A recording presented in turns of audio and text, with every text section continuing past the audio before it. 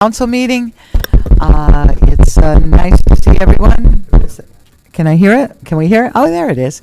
Oh, welcome to our council meeting.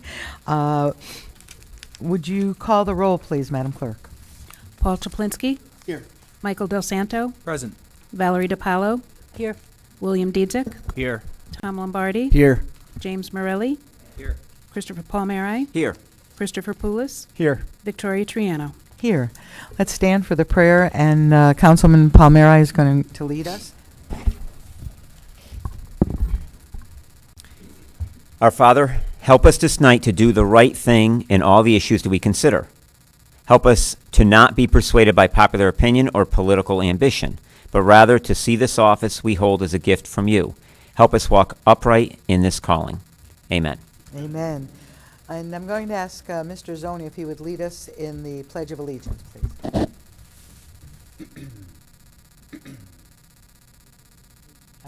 Allegiance to the flag of the United States of America and to the republic for which it stands, one nation, under God, indivisible, with liberty and justice for all.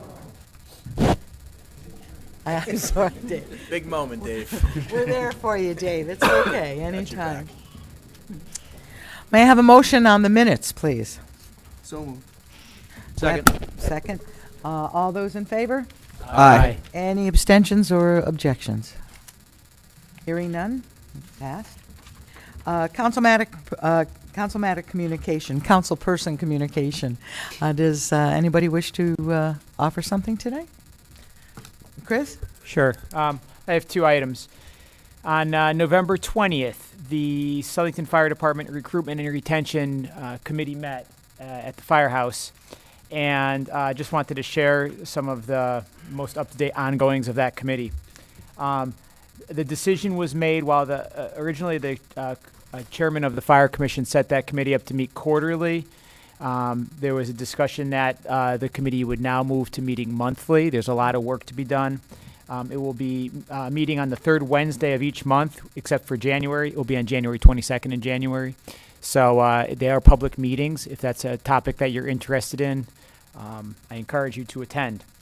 Paired with those monthly meetings, there will also be a monthly event where they can promote volunteer firefighting, where they could be visible, hand out interest cards, and answer questions. The first of these events that they'll take advantage of is on December 6th, the White Christmas event that we have in the downtown area. Company 1 will be downtown, but Company 2 will be in downtown Plainville. So they'll have a joint effort in both sections of town. And again, they'll have each company's going to have a recruitment kit. It's going to have all the things they need to distribute, as well as they always bring lollipops and candy for the children. And it's going to be a great event, but it's also a nice place. They were so successful at the apple harvest with their recruitment efforts. Last meeting I reported eight applications. Because of that, we're hoping we can increase that even more through these monthly events. If you haven't driven through Plantsville, Company 2 started on Sunday with their annual Christmas tree sale. And this will run through, they have over 600 trees. If you need a tree, you want a live one, I highly recommend going down and supporting our firefighters. And if while buying a tree, you think you might be interested in volunteering, you could pick up a recruitment card and an application. The other item I had is that on November 14th, I was invited to this very room by Assistant Superintendent Medancy. And he had convened a group of teachers. He had an information session for teachers who were interested in writing teacher-led grants to fund their professional development. I'm an educator in the day. That's my day job. And I have had some experience writing grants to fund school initiatives. And so I spoke briefly, but more importantly, the teachers who have benefited from these grants in the past few years were there to talk to their colleagues about how to go through the process. Just a side note, last year, through this approach to funding initiatives, teachers raised nearly $30,000 to support their own learning, and then they come back and then they train their peers. So there's a multiplying effect. It's an excellent approach, and I was just delighted to see the enthusiasm that Superintendent Medancy is promoting, and he is scaling what started off small, 7 teachers last year, to larger scale. And I say this a lot, and I'll continue to say it. In challenging economic times, when budgets are harder and harder to pass, and there's less and less money, and we have to be more and more fiscally savvy, this is a third way to continue to offer teachers the best training that they could get at no expense to taxpayers. Hats off to the Board of Ed and Assistant Superintendent Medancy. Thank you, Chris. Anybody else? Yes, Paul? Thank you. I have 2 items, 2 brief items. The first is there is a charity event at the YMCA Camp Sloper put on by the Mill Foundation for Kids on Saturday, December 14th from 11 to 1, where you can bring your children and say hello to Mr. and Mrs. Claus, and maybe take a horse-drawn carriage ride, as well as use the Sloper facilities. So Saturday, December 14th, 11 to 1. And then Councilman Del Santo and I attended a re-grand opening of Planet Fitness a week and a half ago.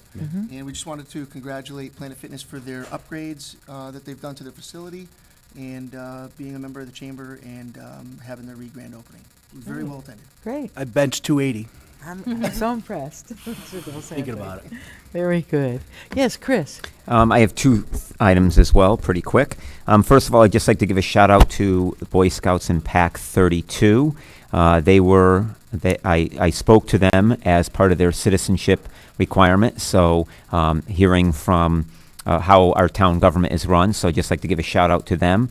They are from local elementary schools, mostly Thalberg and Flanders. So again, just an acknowledgement to them, and wish them the best in their pursuit of their badge.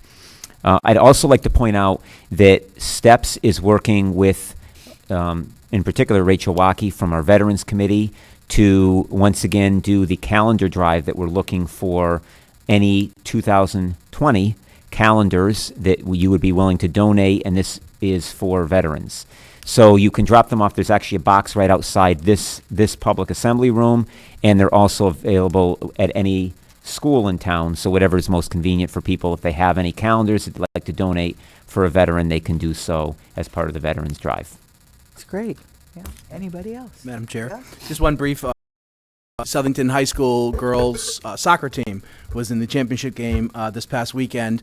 Unfortunately, they did not win, but we want to congratulate them for their efforts this year. What a great season That's for the Southington girls soccer. Very good. I have a couple. Anybody else? Yes, Jim.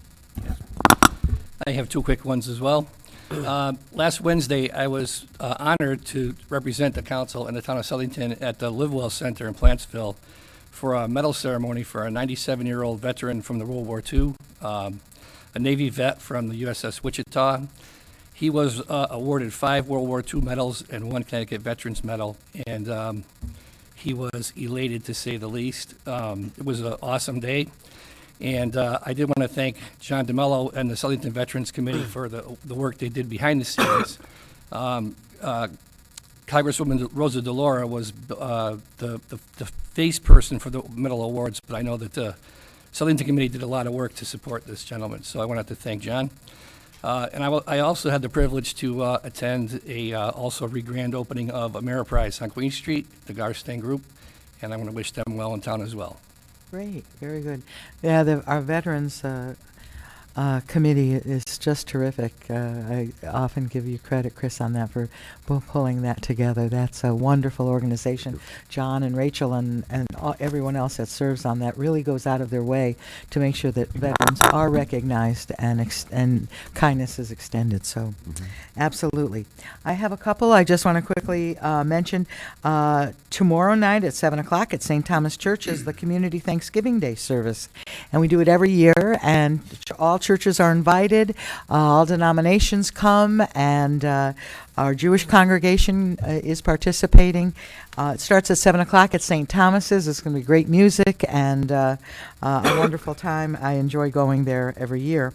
The other thing I wanted just to announce to the town council members, but we'll also extend it to Mr. Shota, his staff, and and our town clerk and her staff. We've been invited to ring the bell for the Salvation Army on December 14th. I know many of us do it every year. So December 14th, it's a Saturday, is going to be Town Council Day ringing the bell. And so I will contact everybody by email and send out a schedule, and you can sign up if you are available. Invite your family and friends, and it can be quite fun, singing Christmas carols or doing whatever things you can do to raise some money for the Salvation Army. Tom, I'm going to recognize you right now and give you the floor. Thank you, Madam Chair. I wanted to raise the issue to the council that we discussed back in March regarding the tolls resolution. The last few months campaigning, knocking on doors, to me, this was still the number one issue with local residents. And yes, I understand, and people say that this is not a town issue, but you know what? It is a town issue because this impacts every resident of the state of Connecticut. And if this issue didn't matter, if this grassroots movement did not start, if people didn't speak out, tolls would have already been installed by now.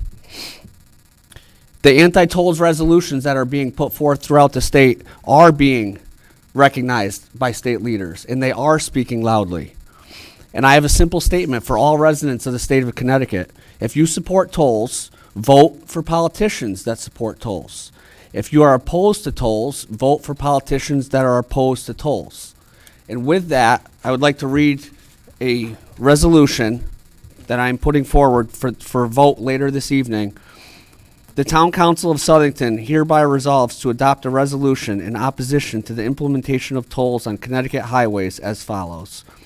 Whereas the Town Council of Southington believes that tolls would be a financial burden to the residents and businesses of Southington.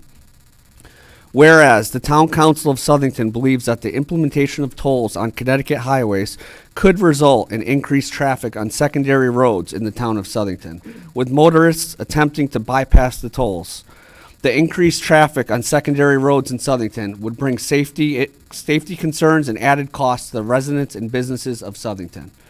Now, therefore, be it resolved that the Town Council of the Town of Southington is opposed to the imposition of tolls on its residents and businesses and urges its elected representatives in the state legislature to oppose any measure that would impose tolls on our constituents. Be it further resolved that the Town Council of Southington does hereby submit this resolution to the Governor of the State of Connecticut and the Connecticut State Legislature. So I would ask that we submit this to the Town Attorney for further submission. And thank you, Madam Chair. Thank you, Tom. Just in terms of protocol, right now, it is set forth and it's on the agenda for action under old business, and we will have opportunity to speak on this matter. Town of Southington residents can speak on this matter during public communication. We did not have that opportunity the last time it was brought up, and I think it's very important that we hear from you. So just hang in there. Townspeople, voters, and townspeople within our community will have an opportunity to speak at public communications, and then there will be action on it later on in the meeting. Thank you, Tom. Report of special committees. There aren't any I yet. don't think so, any yet. We're all getting assigned Tonight tonight. there'll be plenty of committees coming. After tonight, we'll all be scrambling. Town managers report and communication. Thank you, Madam Chair. The first item I have is that I mentioned at our last meeting is I thought it was important for everyone to be brought up to speed on the current projects that we're working on. Our Public Works Director, Mr. Hayden, is here. And Keith, would you like me to lower the screen? You got it there? Okay. One of the biggest questions you're going to get as council members, I know 5 of you obviously were here before, but one of the biggest questions you get when you're having lunch or walking around town is, what's going on with this project? What's going on with that one? So it's important that periodically that we bring you up to speed on what we're working on, more importantly, what it's costing, and making sure that we're on time. And Keith is also going to explain what kind of grants we get for these particular projects. So as soon as he's all warmed up.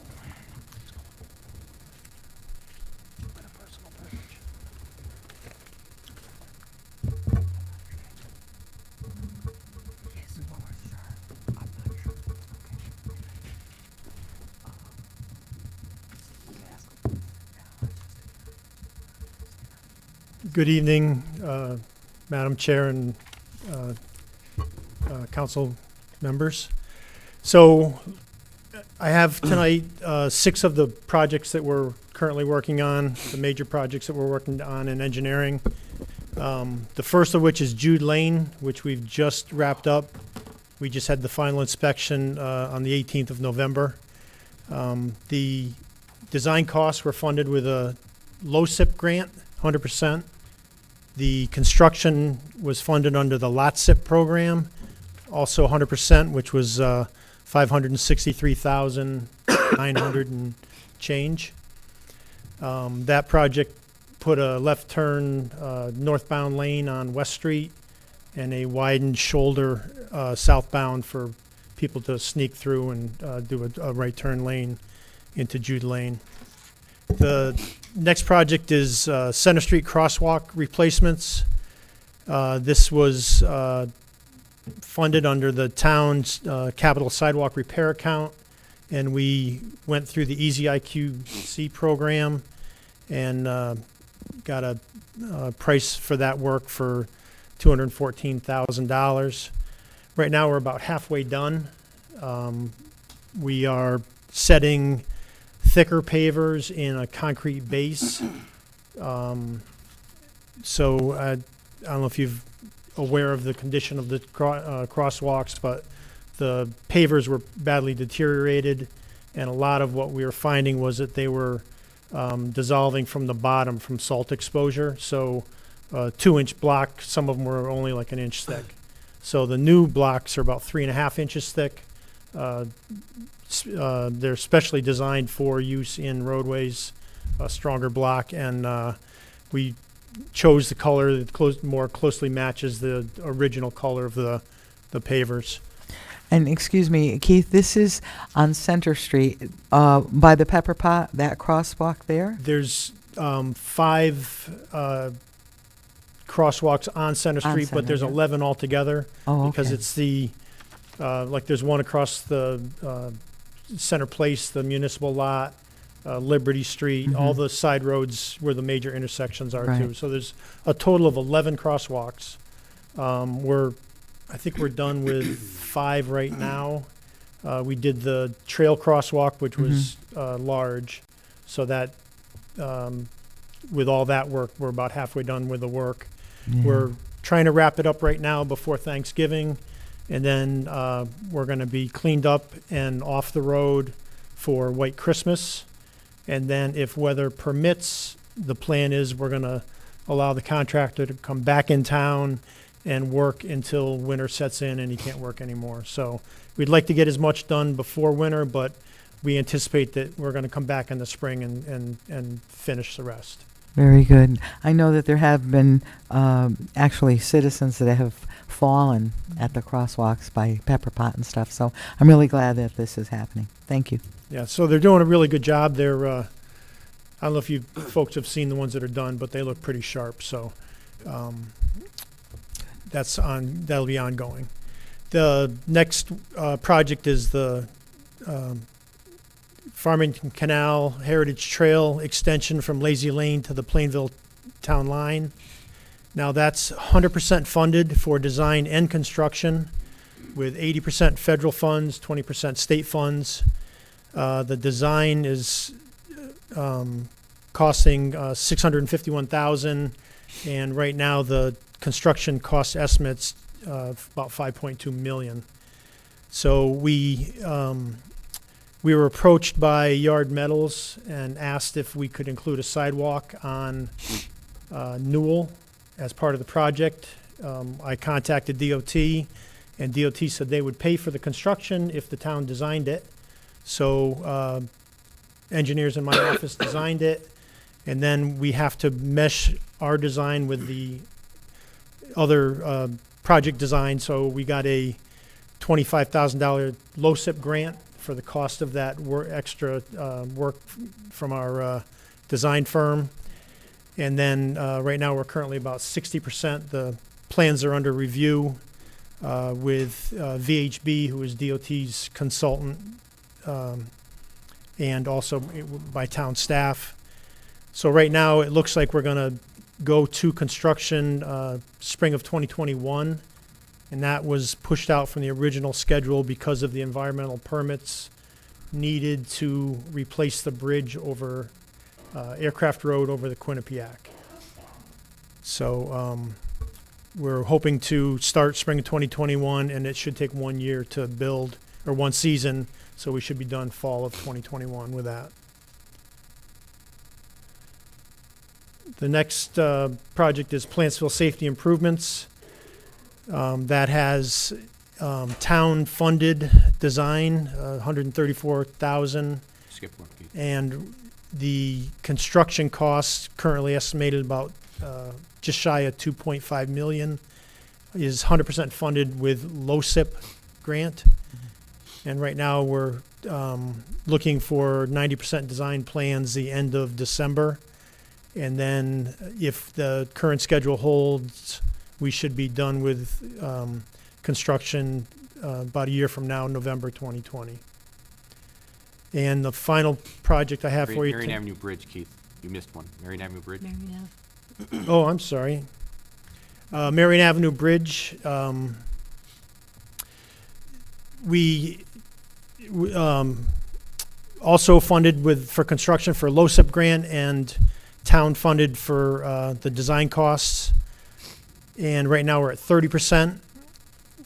And because we have rights of way and permitting issues with that as well, that looks like we're going to get a spring 2021 start as well. And that should be able to be completed in 1 season. We're going to try and use accelerated bridge construction techniques.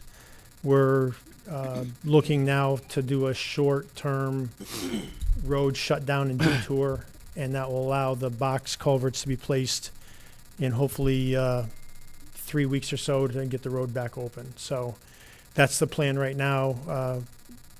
And if that goes forward, it should really minimize the disruption to traffic in that area with a short-term duration detour.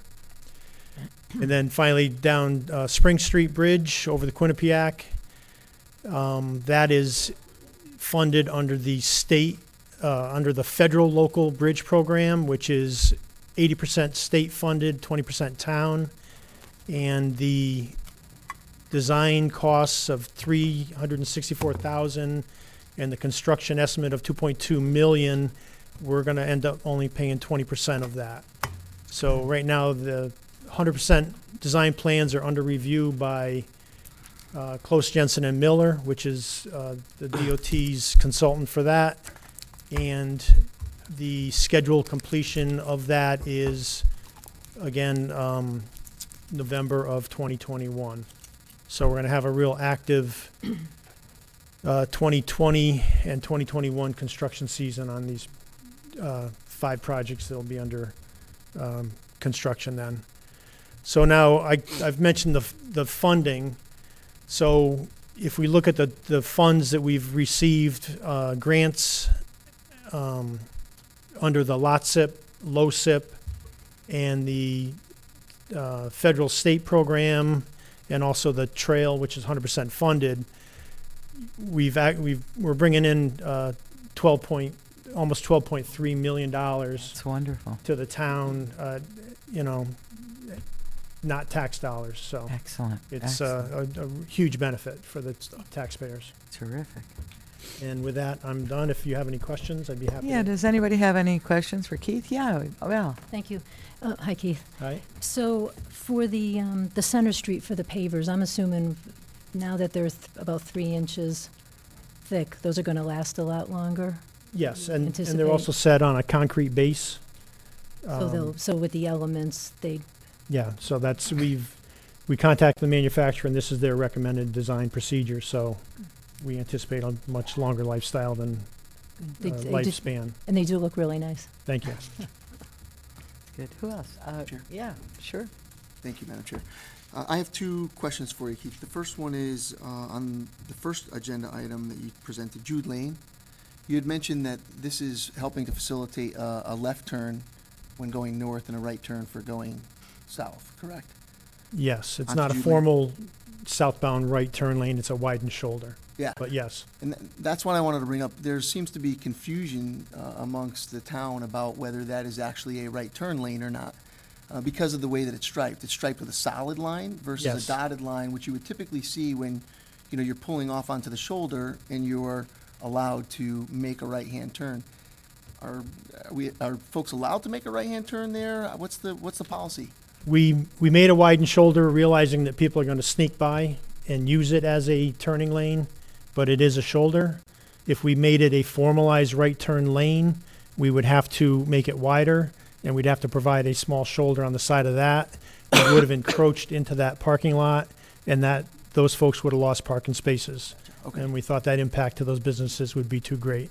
understand. Okay, good, thanks. It's certainly better than it was, no question, so. It thank seems you. to be functioning rather well. Yeah. Thank you. And then the second one was, it's not on the list, but I know staff was working on the West Street Corridor project, and I know we were also getting funding for that. Do you have any idea what the status of that project is? It was The supposed to start this quarter. The study is Right. just in the early stages of getting underway. It's funded by the other CROG. Hartford Regional or Naugatuck Regional? Hartford. Hartford. Hartford Regional. We're in Naugatuck. No, it's not Hartford. It's yeah. One of Anyway. the other CROGs. So we're piggybacking in on that study, and they're bringing the study down West Street to I-84. Would you be kind enough to just add that to your list if you come back the next time with updates on that? Because I know that that's going to be a longer duration study, right? The better part of a year or so? Yeah, probably will be. I think Rob Phillips and David Norse from my office are the two staff members for that study. Great, thanks.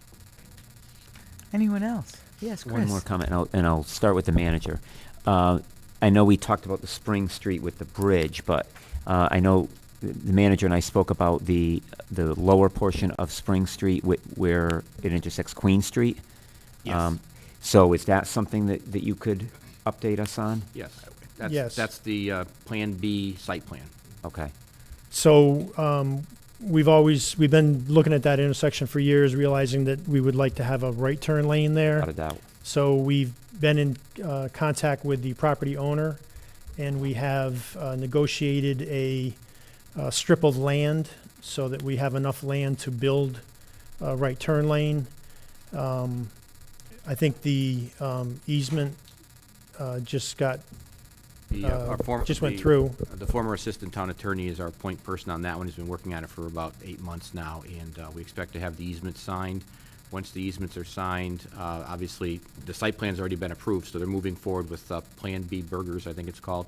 And at that time, the easements will be in place for when the town moves forward with it, and I'm hoping to touch that with our capital plan for next year to get the lane in.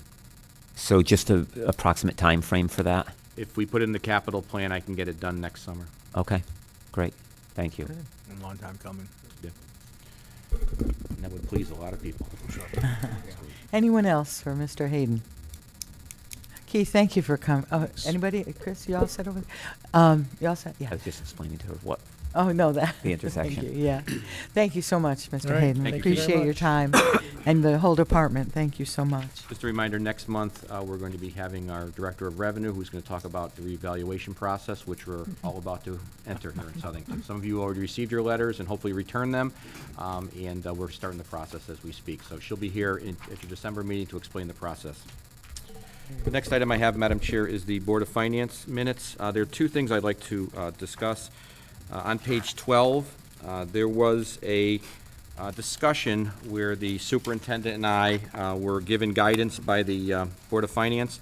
As you know, last year they also did some guidance for us. This year, they asked us to look at, when we do our budgets, to look at the overall impact on the final mill rate. And what they've asked, and this is strictly guidance, they didn't say it was their, we're absolutely positively have to do this, but they want us to think about it as we do our budgets. And on page 12, you'll see that there was a motion made that they would like to see our budgets, combined budgets, not increase the mill rate by more than 1.5%. That was approved by a majority of the BOF, so the superintendent and I obviously have that in our mind when we're moving forward with the budgets.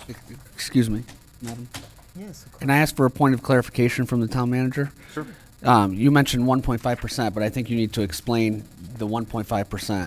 It's not a 1.5% increase in spending. It's a 1.5% get it- increase in mill rate. Okay, how we So- get the mill rate as follows, is that you have expenses that put in by the government budget and the Board of Ed budget. We also have other budgets. We have the capital budget, we also have the dog, we have sewer, et cetera. So when all those budgets are put together, that's the expense side of the budget. Then we have a revenue side of the budget, which I put together with the finance director, and that's our revenue side of the budget. The revenue side of the budget also includes our grand list, and that's how we raise taxes with our grand list. And finally, our last part of the revenue is what we get from the state of Connecticut. So obviously, there's a lot of pieces that superintendent and I aren't going to know when we do our budget. We know the expense and anticipated revenue side, because I don't know the revenue at the time I do my budget. We do have anticipated revenue. So at that point, we can kind of put together what we think a 1.5 is going to be. But until we have our grand list at the end of January, until the governor gives us his budget in middle of February, and technically until the legislature passes the budget, we really don't know what the state monies are. So this is a guideline. They made it perfectly clear that, if both of us come in with more than this number, there isn't some sort of penalty. But they want us to think about that number as what they believe the taxpayers of the town of Southington may or may not be able to afford. So that's a guidepost that we're working off of. Okay. The other one is something that I know that the superintendent and I have favored for the last several years, and this board approved of it last year, and that's allowing the Board of Education to put money aside, almost like I do for budget reallocation with you every April. They did it later in the year, because obviously after June, and they had X number of dollars left over, and they asked the Board of Finance to allow them to put it into a capital fund, which has to come back to the Board of Finance through a letter from my office, and they choose to do several things to do that. They had, I believe, 17 different items, and the Board of Finance chose the top 11 because the Board of Education puts them in order that they wanted to do. So I believe, if you look at the motion on page 15, they did the top, I think it was the top 11, and there's approximately $150,000 left over, but that may be, because obviously things have to go out to bid, so we don't know exactly how much is going to be left over.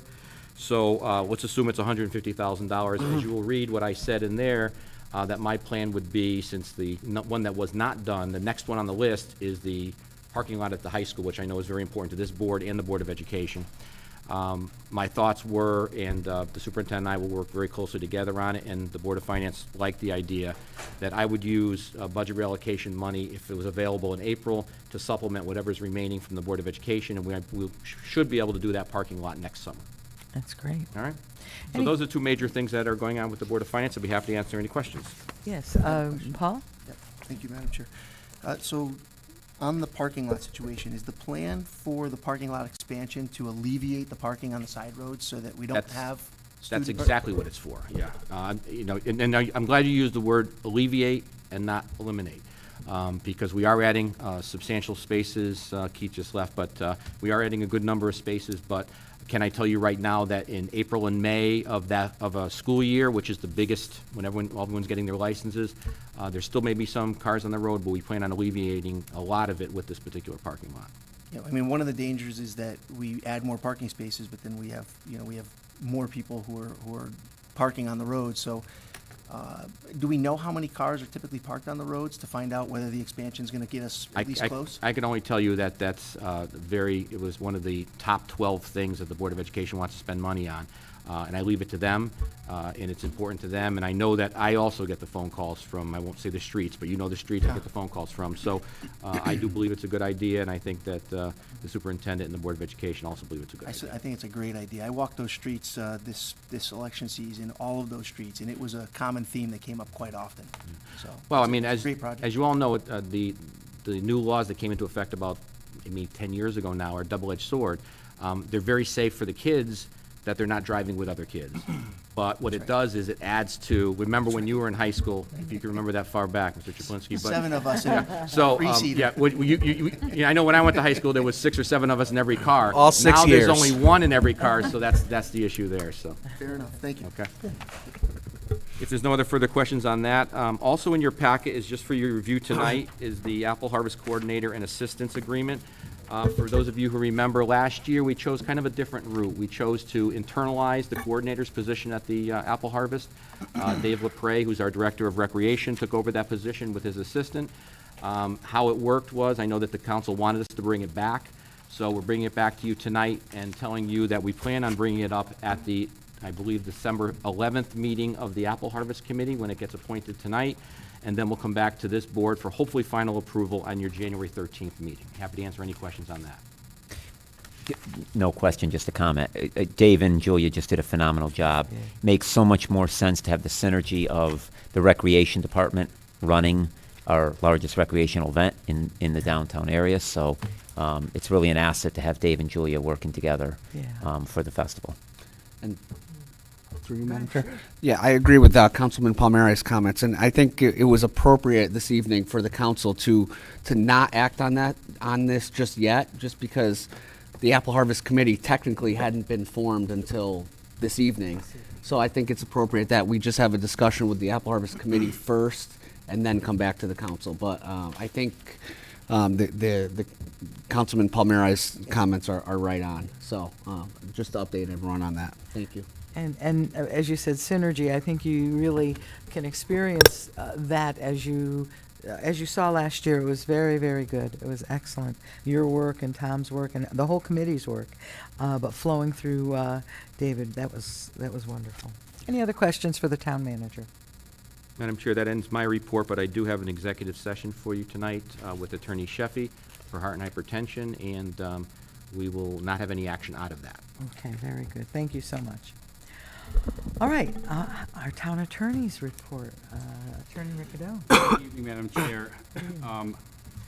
For the past week, I worked with the town manager's office, in my office, and we updated the policy and procedures per your request at the last meeting. They're in your packet.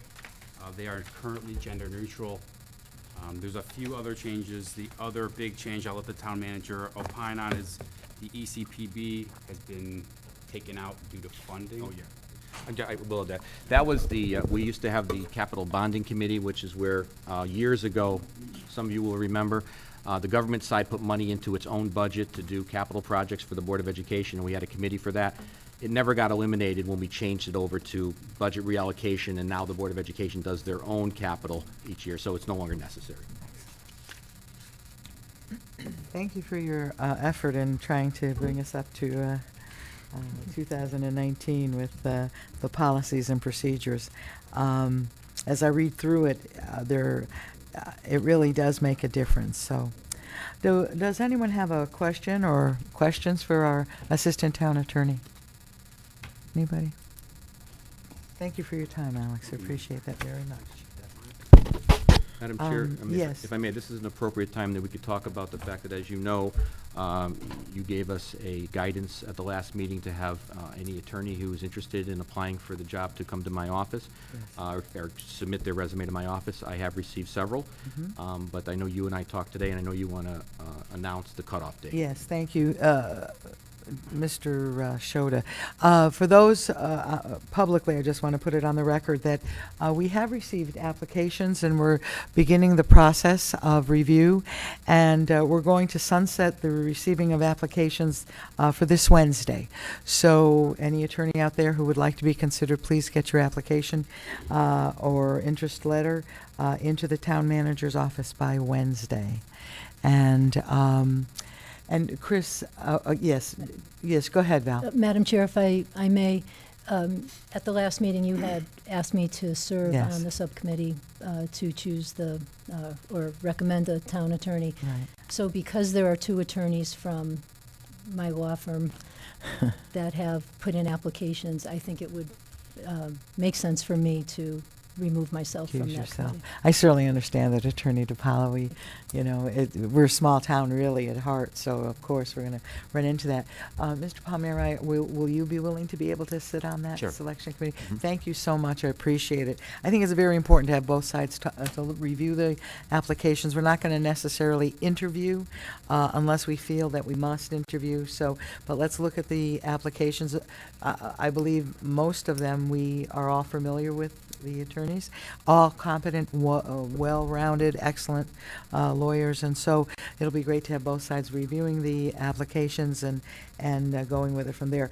As I had said earlier, it is our intention to seat the town attorney in our December meeting, and so far we're going along with the schedule. So Thank you, Attorney DiPaolo. Appreciate it very much. Okay. And that concludes your report, is that correct? Yes, ma'am. Thank you so much. Okay. Now we come to public communication, and public communication is, hang in there, Bon, we got you. Public communication is a time where those who are Southington citizens can come forward and speak on any topic they like for 5 minutes. You can educate us, or you can share something going on that we should know. What I would ask is that when you come to I can promise you one thing, and that is that we will treat you with respect. We will listen. I would ask the same in return. I would ask that you would respect us, and that sometimes we can get kind of hot, I know, but when we're passionate about something. But we want to work together, and we're looking for solutions. And so I just want to open it up to any member of the public who would like to come forward. You must be a Southington resident to come forward. Bonnie, welcome. Name and Buddy. address, please. Bonnie Sika, 73 Huckleberry Lane, Southington. Thank you. Thanks.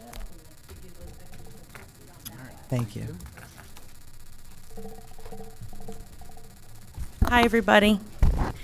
Okay, so I'm here tonight as a spokesperson for the Community Committee to Save Bradley, and I'd like everyone here from our group, if they could just please stand to show your support that you are here.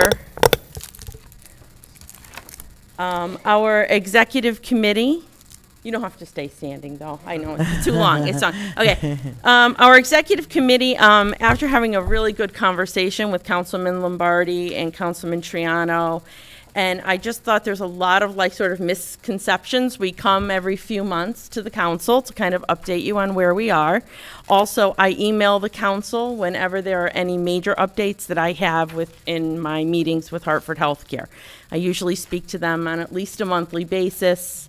They did call me about a month ago, I guess now, and told me that they are moving the senior home health services into Bradley. So I'm very excited about this. We will have a large number of employees working in the building, around 90, and there'll be about 120 nurses coming in and out of Bradley now working, and they will be located on the second floor. So we're very happy about that. Dr. Ward joined them, and they've moved cardiology now. He is down on Queen Street.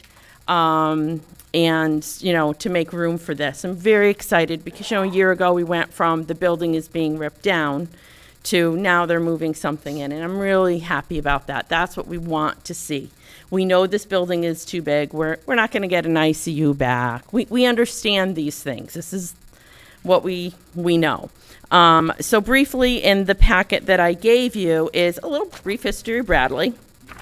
And then this is the proposal that I had when I met with Gary Havacan last October and what we went over. And just so everyone can understand this, you can read it later, call me if you have questions. They really want the brand new ED, and we're fine with that. We're just saying, buy the physician building, rip it down, and put the brand new emergency department right there. And when I spoke to John Rossi and told him, we have over 1,000 people a day at our library, he was like, really? I said, yes. Why wouldn't you want this, beautiful ER right there, brand new, state of the art? And that would also be a universal care unit. And what that means is that the ER doctors oversee the inpatient side. So you have a mix of beds that are inpatient and outpatient, and that's a fluid thing. During flu season, you may open more beds.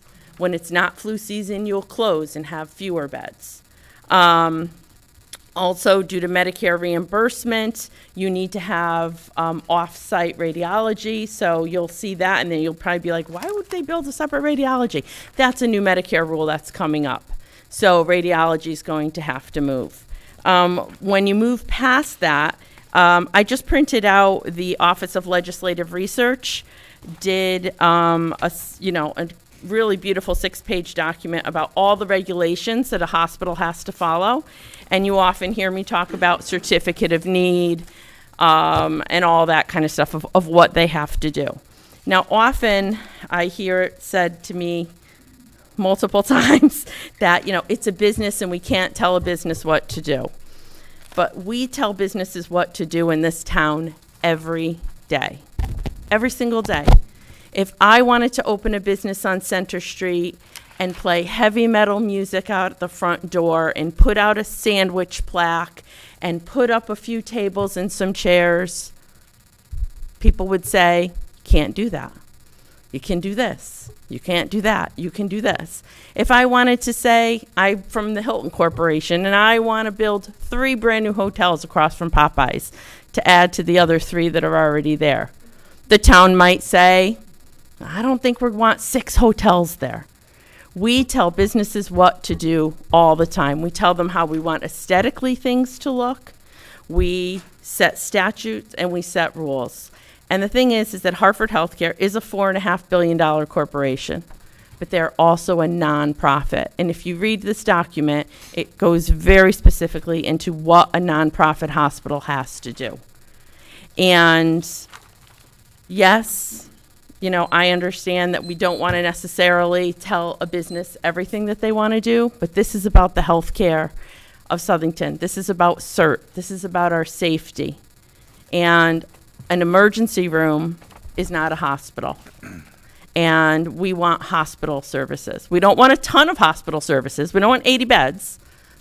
We want 12. Yeah. It's not a lot to ask for. Thank you for coming, Bonnie, and I see your phone number is there. Yes. If any member of the council would like to talk with you or discuss it with you. Anyone can call me at any time. Call me, email me. You want to set up a meeting, I'm available. Anything that anybody wants, we're here. It's been 5 years and we're still fighting. And they asked me, Bonnie, when are you going to stop fighting? We're never going to stop fighting. We're going to keep fighting. We're going to keep protesting and picketing and doing all the things that we do. Thank you, Bonnie. Thank you. Okay, Have a great very day. good.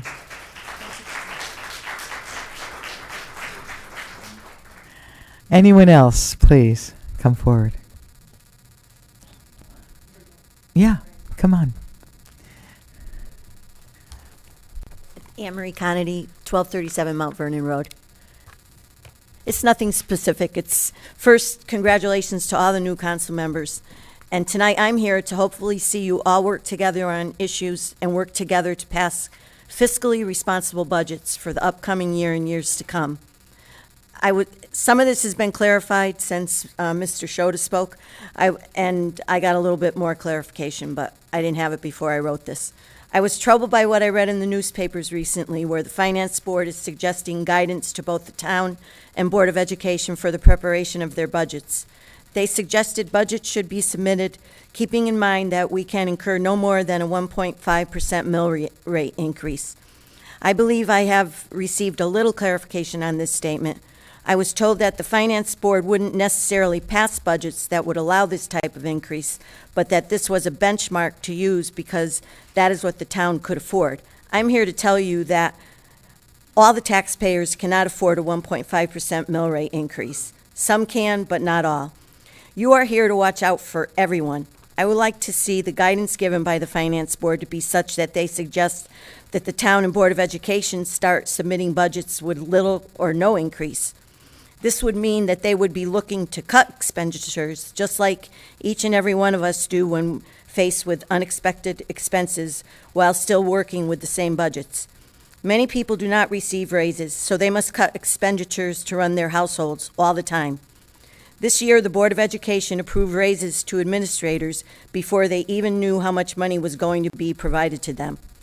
If they are going to operate this way, then maybe the Finance Board should change their timeline for presenting the final budgets to the Town Council for approval without going beyond the deadline set by the state. I believe this would stop the antics, yes, antics, that take place year after year with the Board of Education, up and including the final public hearing held at DePaulo, where the Board of Education threatens cuts to teachers and programs. Believe me, I support teachers and programs for the children, but not raises for administrators. Yet after all their antics, somehow each year they find extra money after the budget is approved. Then they even come up with a surplus and want permission to spend it on their wish list. Well, how about we say, get no increase this year, and mean it. Yes, there are mandates by the state for programs, but approving raises first and then threatening cuts to teachers and programs, these are antics. We can't ask them for a line item budget, but we can make them accountable simply by giving them no increase. This will make them do the right things with their money. We cannot continue to raise mill rates every year. Property taxes were not put in place to support inflated town or Board of Education budgets. While everyone else is cutting expenses, it seems we are always increasing expenses, although Mr. Shota should be applauded for his work in the town's budget over the last 2 years. We have 500 families in need we know we help. This does not include those families who will not come forward for help. Giving tax breaks in the form of liens for the elderly and disabled, in my opinion, is unfair. It also doesn't work. Many won't take this type of aid. They don't want liens on their properties. They worked hard all their lives to help support the town, and the only way we can help them is in the form of liens because we must follow the state's rules? No, we can help them by being fiscally responsible with our budgets. The other issue that is really important, conflict of interest, which then leads to transparency. I fought and petitioned hard for a charter revision to put wording in place which would address conflict of interest. I believe our charter now does just that, but we continually see certain individuals trying to interpret the language for their own benefit. No interpretation is needed. The charter is clear. If you have anything at all to gain, anything, you recuse yourself from a vote. You can discuss the topic, but you can't vote. It is that simple. We constantly hear transparency is lacking. You all have the power to change that. How about less discussions in executive sessions and more discussions with the public on controversial topics? Then you won't continue to hear backdoor deals time after time. The council is here for the whole town. That means everyone and everything in the town. No one is special. In closing, I have been known to be frank, so here it is. Over the years, I have lived and paid my fair share of taxes to this town. I am a lifelong resident. My conclusion is this. Past councils and politicians have left us with what I believe are 3 Superfund sites. I believe we sold our water rights to New Britain for $1. We laughed at ESPN when they wanted to come to Southington, and we did not want a lot of expansion in Southington from lake compounds. Do you think those things have done good for Southington? If not, you have the power to start the change. Some councils have tried and failed. If you put your collective minds together and listen to each other, you can do it. Thank you. Thank you, Anne-Marie.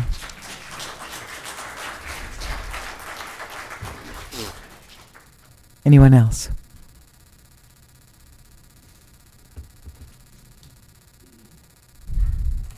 Good evening. I'm Pete Anderson, 1177 Marion Avenue in Marion. Good evening, Pete. And I'm here actually to oppose the town acting in opposition to tolls. I personally believe that tolls should be considered as part of any comprehensive plan for Connecticut's highway funding. I pay for the privilege to drive in almost every other state in the country, and I think that out-of-state traffic is contributing to the wear and tear on our highways, and therefore tolls are a reasonable way to have them pay their fair share for that wear and tear. But my personal views aside, until there is a comprehensive plan, I don't think anything should be off the table. Secondly, I think town government should not weigh in. It's a bit like the electoral college, where it makes the town seem like they're acting in a single opinion, when that's not true. There are diverse opinions in town. So for those reasons, I oppose the resolution. Thanks for listening. Thank you, Peter. Is there anyone else? Oh, Ilya. Good evening, everyone. Good evening, Ilya. My name is Ilya Fuscello, 82 Autonel, Southington, Connecticut.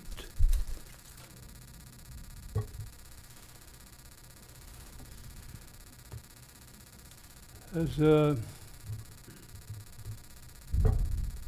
I see all the new council here, fine. I want just to refresh the memory I am betrayed by the government of Southington. In '74, I approached Chairman Al de la Vida in Milldale, and I told him they are stealing my property. He said, Delio, they will do what they promise you to do. The time went on. In '85, I came here first time. And then the reverse, the two, what they're supposed to do. Chairman Pocock, 92-9, he said to Johnny Weissel, you can come to our department and wash down all your sin. It's a lot of water. In 2000, about, the manager, Weissel, is under the Tibala William. Elio, you have to bring one member of your family because the council does not understand you what you're talking about.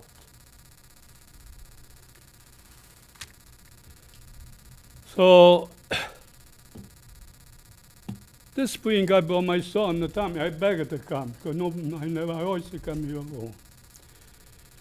And somebody questioned my integrity, one of the counselors.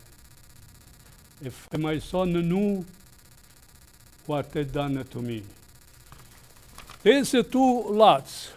I had 8 lots. I paid thousands of dollars taxes. I paid $8 annually, $1,000. I squeezed my blood out of my bone to pay you. I went at that time, but rest in peace, Jenny DiPaolo. I said, you know, that's all the property. She said, Elio, I know exactly what they're doing, but they let me do it. Before I forget, I have this for you. You don't have to see any lawyer. You pay me. Thank you. Thank you, Mr. Ilio, Mr. Fusillo.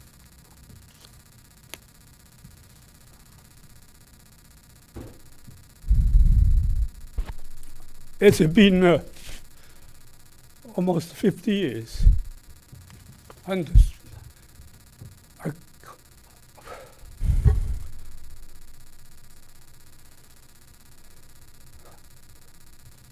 want to get paid for the loss or you built a road.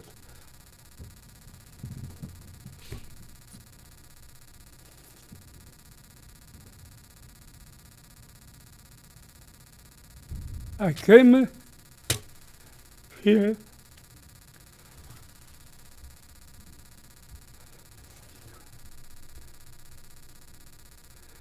now to hand out a lawyer for the lawyer. It's the manager. He makes up things. I know. Mr. Fusillo, I don't want you upset tonight. What I want to tell you is that we have a new council, and I'm going to ask the manager to prepare a statement for us so that we're all on the same page. I've been on the council for over 20 years, and I've heard every single council. Thank you so much, Val. I've heard every single council meeting that you've come. As a matter of fact, I was worried. Where's Elio? He hasn't been around. I'm not sure we're going to be able to help you, Elio, and that's the truth. And what I want to say to you is this, that our heart goes out to you, but we function under what the law of the town is. And so there is not a vehicle for us to take on your case. So this is what I thought we would do. Tonight, I don't want you to go on any further. If you come back the next time and you want to show some of the documentation to the newer council members, that's fine. But we can only give you 5 minutes at a meeting, Elio. So we've reached that 5 minutes. Thank you, Madam. All of the documents are over there. anyone, almost, the one I. Thank you very Thank much, you. Elio. And we wish you well. You take care, okay? Okay, good. Don't forget your briefcase, Elio. Don't you? Your briefcase and the flag, yeah. Thank you so much, Elio. Thank you. Is there anyone else that would like to share this evening? Thank you.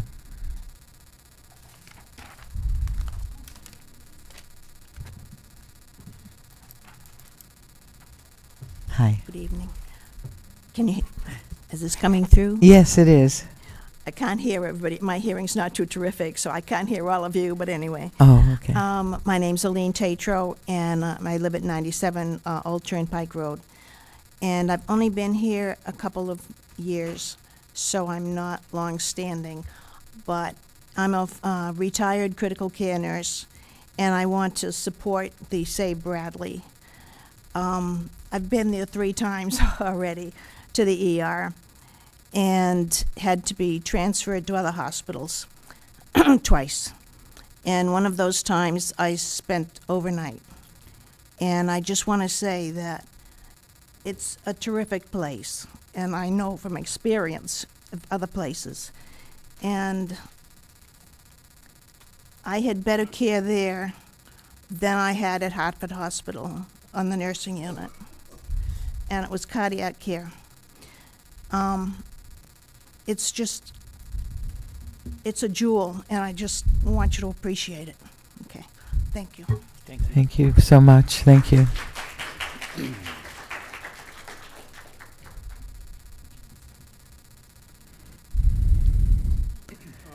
Al Urso, 73 River Street. Oh, yeah. I'm with this gentleman here. I'm against sending a proposal to Hartford unless you have some alternatives. You want to run Hartford, run for election at a state level. What if the alternative is that they don't give us $12 million in funding? We don't know what the alternative is to tolls. How can we be against it? Thank you. Thank you.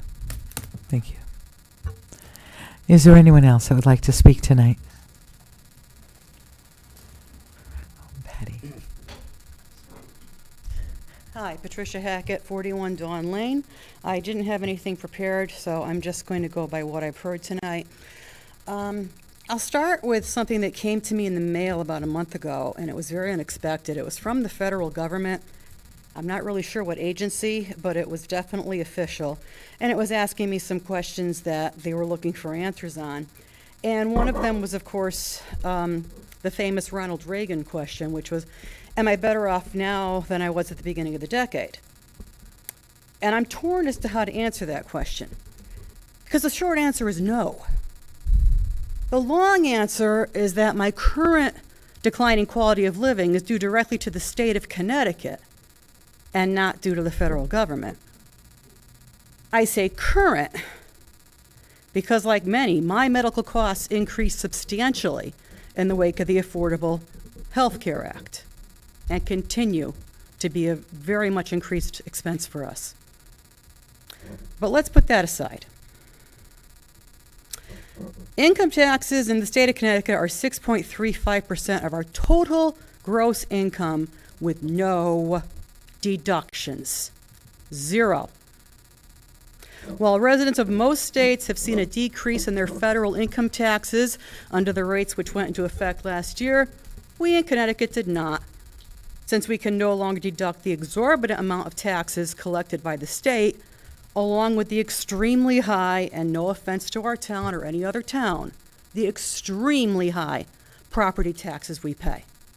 Those taxes alone and all the fees we pay to the state of Connecticut are, as you probably well know, breaking us in Connecticut. We are losing over 25,000 people a year in this state. We are the second largest currently state of people fleeing the state. And who's fleeing the state? The people who are paying the most taxes.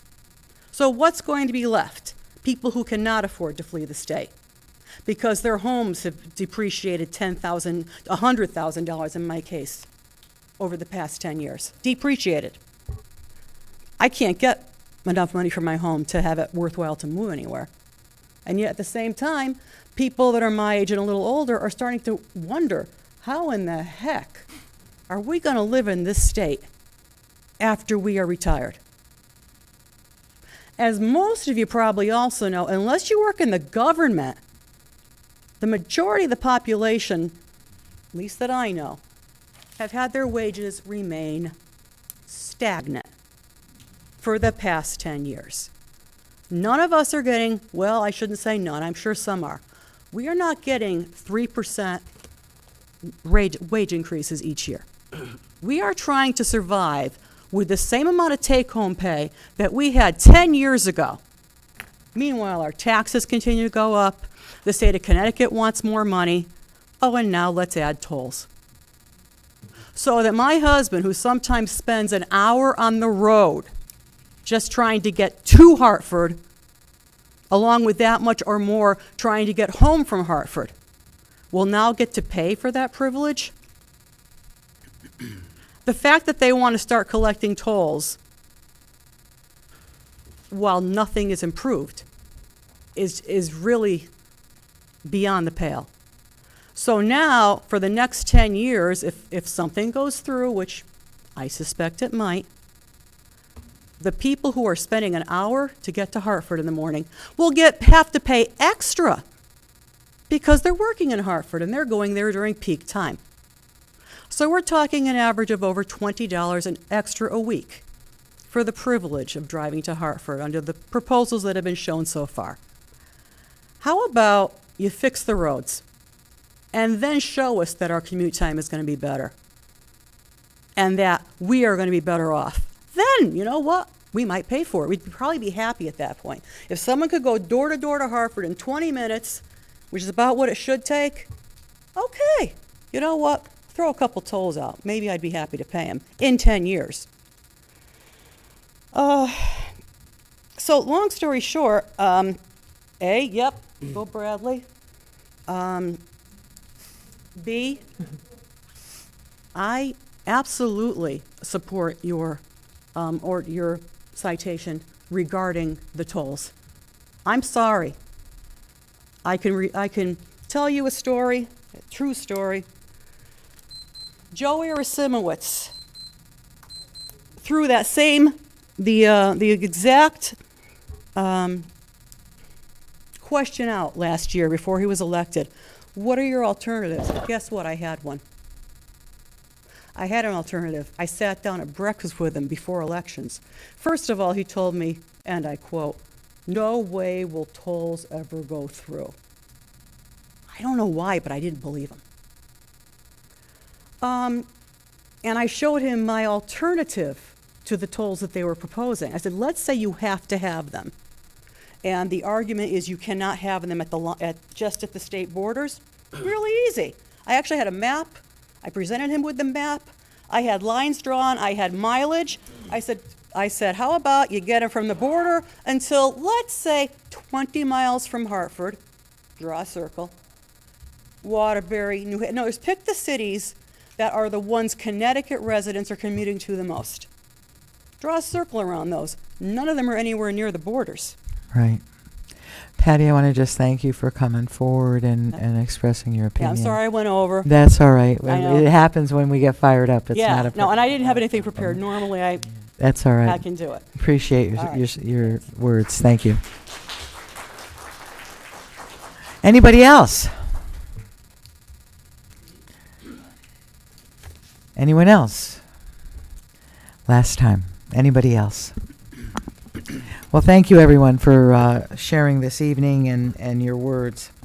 We're going to close public communication, and let's get into old business. Action A on the Board of Finance minutes. Does somebody have something to? Madam Chair, before I make a motion, can I ask a question of the town manager Sure. for some clarification?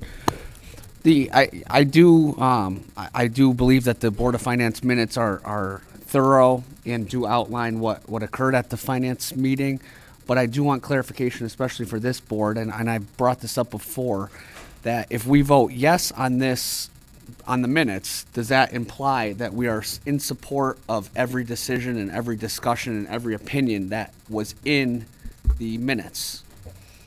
Well, let's start from the financial part of it. Obviously, there's a lot of financial stuff that was in it. It's normal financial stuff.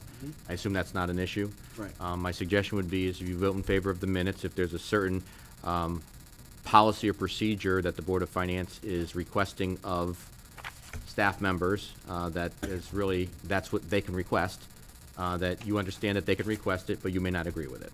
You could certainly say that before you make your motion. Okay, Thank you. Thank you, any Mr. Town Manager. questions? Anybody have anything? Someone want to make a motion? Madam Chair, I'll make a motion to approve the Board of Finance minutes with the stipulation that I don't necessarily agree with. I do agree with the guidance that they're putting forward, but I do not necessarily agree with the percentages and the criteria that they're using to get there. Okay, so we have a motion with a stipulation. Do I have a second? I'll second that, Madam Chair. Second by Mr. Del Santo. Could you please call the roll on this? Any discussion, any further I'm sorry, any further discussion? Is it clear, Councilman Lombardi, that, it's guidance and it's not a mandate? Yeah, I think that was good in the minutes that they did say, here's some overall guidance, but I just had a little bit of an issue of pinpointing the guidance on the 1.5% mill rate increase because there's so many variables there.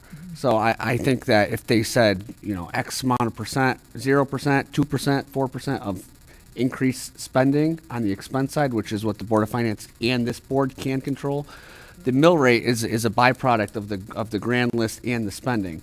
So that's a little bit out of our control. So I just think I do appreciate the fact that they are forward thinking and putting forth some guidance. But I don't want anyone on this board to be tied down. Oh, you guys voted on the November 13th minutes, therefore, it was your fault or whatever. So I think the Board of Finance did a good job, took a step in the right direction, but I don't want this board to be tied to that specific theory. Thank you. Madam Chair. Yes, please. Thank you. I support your comments. I think, I agree. I think it is a step in the right direction. Having guidance is better than not having guidance. Right. I do think it's a complex matter. I think we heard the town manager say earlier that there's a lot of cogs in the wheel. So I think it's, you say, controlling expenses, but then there's also, there's things coming in from the state. There's revenue side that we're unsure of. I support, I'm gonna support the motion, but I think that just, maybe some more discussion needs to occur and more, maybe as guidance in the future is given out, maybe there's some suggestions we can offer that might make it even stronger. So step in the right direction. Is it perfect? No. I think that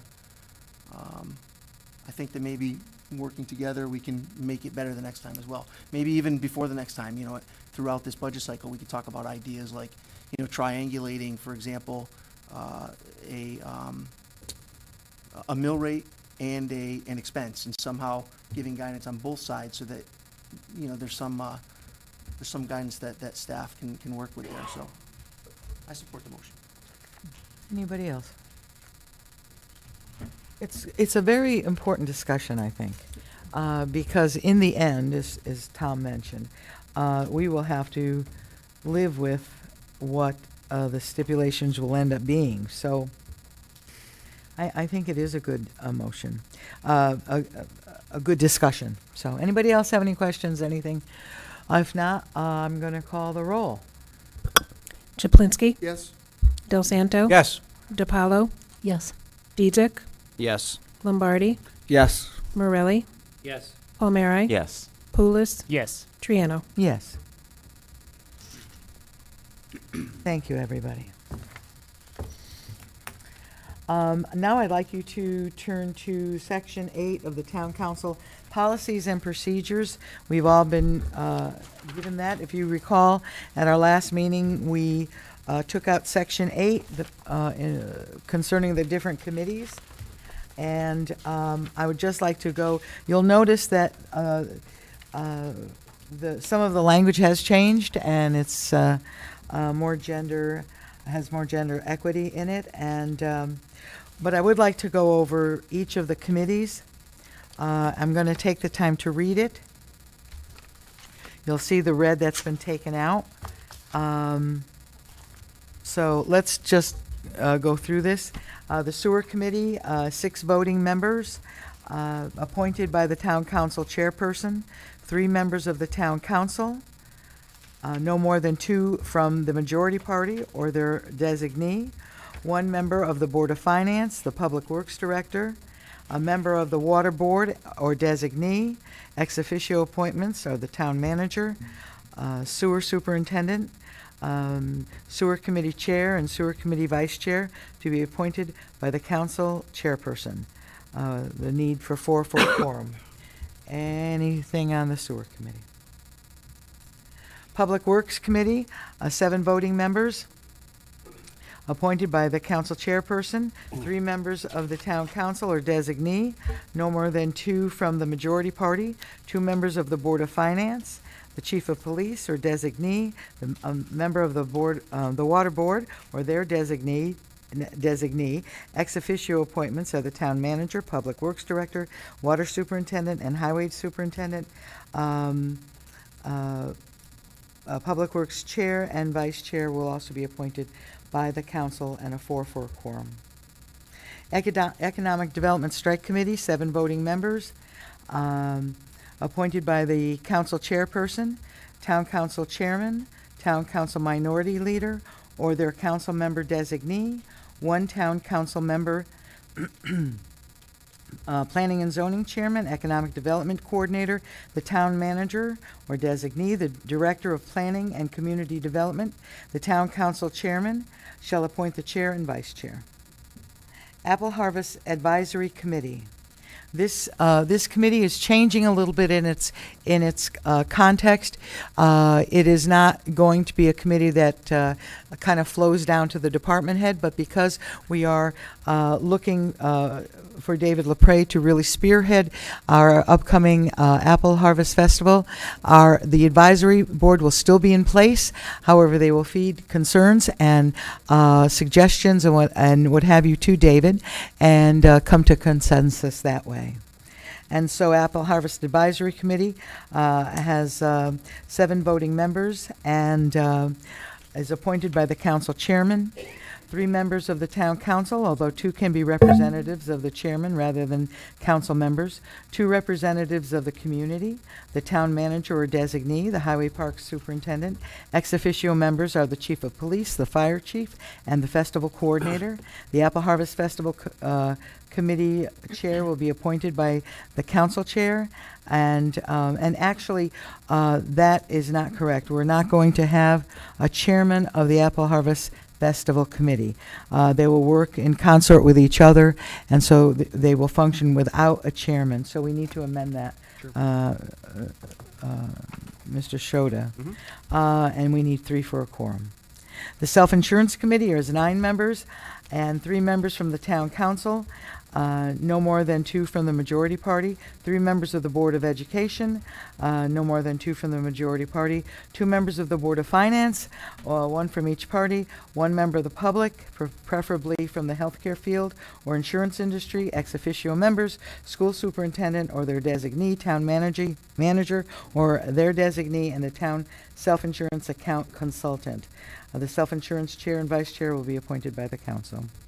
Open Space Acquisition Committee. It's a 10-member board appointed by the council chairman. 3 members of the town council, at least 1 minority. 1 member of the Board of Finance. 1 member of the Board of Education. 1 member of the Planning and Zoning Committee. 1 member of the Conservation Commission, 1 member of the Water Commission, the town manager or designee, and 1 member of the public.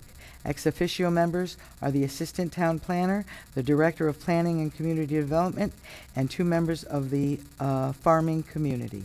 Open Space Acquisition Committee chair and vice chair will be appointed by the council chairman, and they need 5 for a quorum.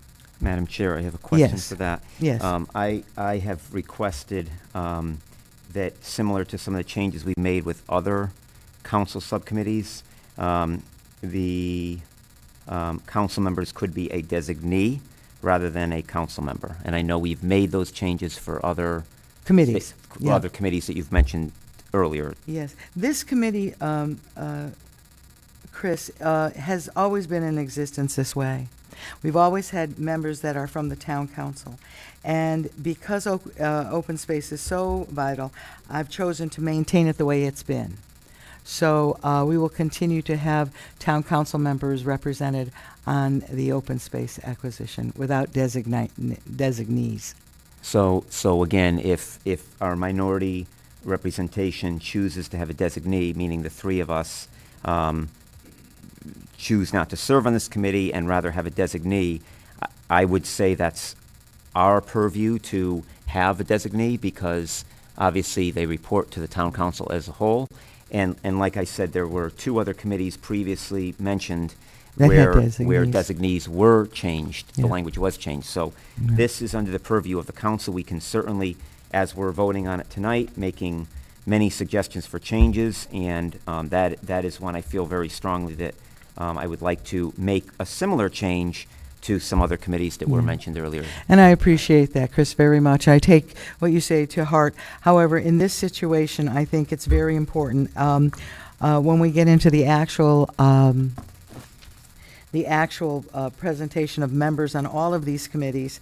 I would suggest that I put you in as the minority representative of open space. And you and your team can talk about it and what have you. But it's going to maintain itself as a town council person for open space.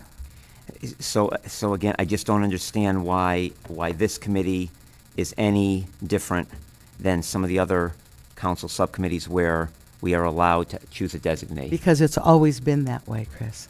But so have the others, and Well, the changes. not all of the others. And so this is the council chair's discretion on this. I think it's so important that people who are in the power to vote, because this information comes directly to us. We are on the front lines. It's a very important committee for the town council. And so I feel very strongly that there should be a representative from the town council, from the minority party, and there'll be two from the majority party. So that's how it's going to stand. And I appreciate it, and I take it very seriously. I'm not trying to discard it, but in the same way, I really do believe that it needs to function as it has. So, anybody else have any statement or any questions or stuff? Madam Chair, I have Yeah. to, I'm going to agree with my colleague. Mhm. I see all the committees as important, and Mhm. I guess being new, even if something has been done a certain way for a long period of time, I don't see that as the ultimate reason to not make a change, especially if we're looking at some changes. And if that were the only case, Attorney DiPaolo, I certainly would agree. But I really believe that this is extremely important for this committee. And in the future, we can talk about it. I'm not saying that we'll never explore this, but for right now, we need to get this committee going, and we need to move tonight on it. So we're going to move tonight on it. I understand, but I guess what's most upsetting to me is when I shared the name of who we'd like to serve as our designee, which is a former council member. That's when the opposition came in, and to say that she doesn't share a vision similar to the majority is not a valid reason to exclude someone from a committee. It has nothing to do with that individual. It has to do with the fact that this Open Space Acquisition Committee has to move forward, and we're going to move forward. So that discussion is over. Emergency Medical Services Committee, 9 voting members, appointed by the council chairperson, 1 member from the town council or designee, 1 member of the public, the regional health director, a representative Bradley Memorial Hospital, the chief of police or their chosen designee, the fire chief, the town manager or designee for the emergency medical services. And I need to object here. We have no Democratic representative on there. I had requested Councilwoman DiPaolo serve on this committee as a minority representation, and in light of what you just said, I think it is important to have a minority representation on this important board, and you excluded her from this board. Yeah, I am just fulfilling what the mandates were listed prior in this. This has always been the case. There's not been the council chairman or the designee could take it over. So just thinking of the last term, there was a representative from the Republican Party, and that was former council member Bill Delavec. There was a representative from the Democratic side, which was Councilwoman Morrissey. So if you're Yes. talking about what's been done in the past, you have changed it, and now there is no Democratic representative on the Emergency Medical Services Committee. You have Bill Delavec, former that. council We member, did talk about and that. another Republican I believe council Mr. member. Delavec may have been one member of the public. Is that Yes. what he was? That's right. Chris, I'm trying to remember, was Bill one member of the public? 'Cause I'm reading it now. It says Yes, one but he- council member, a designee, and one member of the public. I'm not sure what Bill filled. Was he a member of the But public? he was still a voice for the minority party and a former council member. So we have no voice on this committee now. That was a separate question. I mean, I thought you said that Bill was a council minority I'm representation. He was a saying member Bi- of the public, is what I Bill was a former council member. He wanted to serve on this. We reappointed him. But I misunderstood. I thought you said that it said two council members. It doesn't, it says one. no. I'm saying we have no representative from Understood. our- I just thought I thought you said two council people. The way I see it is one council No, person plus one. no. I'm just saying there's no Both on the same page. representation from the minority party. So Mark, in our discussion, we had said that there would be one person from the council. That's correct. Are we saying now that we can have two persons? Well, This does not say the that. way it currently is and the way it was is that we have one person from the town council. Yep. And then you had a member of the public. As Mr. Palmieri just said, the one person of the council was appointed, that was Kelly. And there was a member of the public, which was Mr. Delavec. I believe what Mr. Palmieri's point was, one was a D, one was an R. Correct. That's his point. That's His my point point. wasn't, you need two council people, his point was that. Right. And obviously, that's a and- discussion for this council, not for And administration. furthermore, these are council subcommittees that we can change. I mean, there's so much red and blue in here for changes that we're making. Yep. I'm again asking that we change this and allow. And you know, I do not have a problem with that on this committee. I don't have a problem with having a minority representation on it, especially, I believe from the council would be important. Mark, is that going to throw us out No, of it's whack? very easy. Would you change the 1 to 2? So it's So- 10 members instead of So 9. you have 10 members. Yep. 10 members. And then instead of 1, it says 2 members of the council, which is different than the last one, but every council gets to pick its own Right. policies and procedures. So what I would suggest is that the 9 goes to 10 and the 1 goes to 2, where it says member of the council. So I would like that very much. Are there any objections to that? No. Nope. I just need to know that. I would like to see that By done. motion, Mark? And No, may I have a motion, please? So moved. Is there a second? Second. I'd like Chris to second it, if that's all right with everybody. That's fine, thank you. Okay. I'll second. All those in favor of adding a minority representative from the council to the Emergency Medical Services Committee signify by saying aye. Aye. And it passes unanimously. Welcome aboard, Val. Very good. The Committee of the Whole meetings will meet as needed, and we're not going to set up a meeting schedule or whatever. It's available if the meeting of the chairs are open for that. So, I'm sorry we had to go through all that, but I wanted to go through it to clarify and to answer any questions, and there were things that we could do and there were things that we could not do. So thank you, everybody, for going through that. You do need a motion to approve as amended, Madam Chair. Yes, may I have a motion? So moved. Is there a second? Mr. Dezek, Mr. Blinsky. Second. Sure. You second? Any further discussion? Madam Chair, Yes, I have Chris. one question. I have piles of papers here, and I'm just trying to go through and understand them completely. Just because we're on this conversation about minority representation. Yeah. I'm looking at the Committee of the Chairs. Yes. And I realize that on all of the current boards, there is a Republican majority. But I wonder if we can have some sort of vehicle for minority representation, just so that this board can function effectively, more efficiently, so that there is communication at the very most between all the members. So Chris, I understand what you're saying, but if all of the the chairman of all of the boards happen to be of one party, then you would have to have, I would be dictating to every committee member, every committee, that they would have to bring a minority into the discussion. I think for right now, and because they only meet periodically, I think that we're going to leave that as it is for right now. Certainly the discussion, we can discuss it further at another time if we can figure out a vehicle to do it. But I'd like to get them in place and... Just like to add, and I know Mr. Primera, who set it up also, is that myself and the superintendent also serve on that. So there's two non-political people also on that, which of course we bring to this particular board. If you're looking for a clean eye as to what goes on there. I mean, but the fact of the matter is that I understand what you're saying, but I agree with the chair that this was always set up as a committee of the chair. If we're going to have all the boards have different ones, I know Mr. Primera would agree with me, that board now becomes 8 members and it makes it even more difficult. But I know what's set up by the former chair, Mr. Polcock, as a liaison between all the boards through the chairs.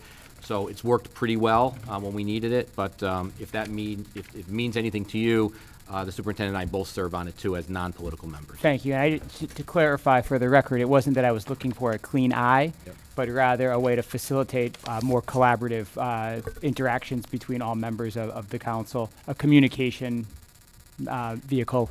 And Chris, they're always open. So even anybody on this council, I've been to them when Chris was chair.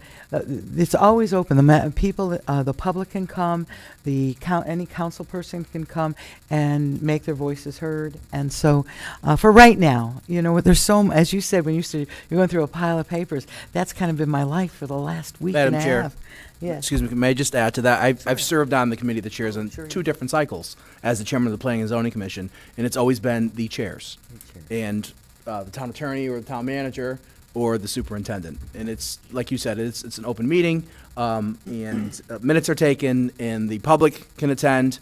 They're once a month, beginning of the month. I served the last 2 years with Chris as the chairperson. It's always just the chairs of the board. It just so happens, and I understand your point, it just so happens that all of the chairs in town are led by one party.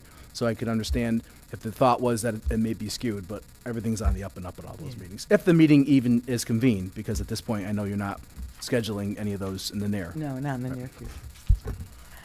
All right, thank you, everybody. I know it's been rather arduous, but let's go on to item C, action on the toll resolution. Do we get a vote on that? Yeah, we didn't get a vote on that. We didn't vote. We didn't get a vote on that yet. Discussion, I'm sorry, thank you. There's a motion and a second, but there's still discussion. Yeah. Any more discussion? If it's all right, Chris, did you have anything else? No. Okay. So if there's no further discussion, let's call the roll, please.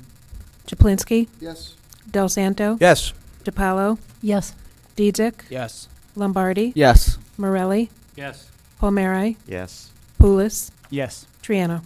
Yes, and I want to just thank the council for their help with all of this. I know it's difficult. I know it's difficult when we're in the minority. I want to thank every single person before we get into the appointments who have served faithfully, who have served well. But what happens when a new party comes in, there is some changes. And so I appreciate the work that every single appointment, every person that's been appointed to a commission or a commission or whatever, they have worked so very, very hard. So, all right, so now we're on item C, action on the toll resolution. Is there a motion?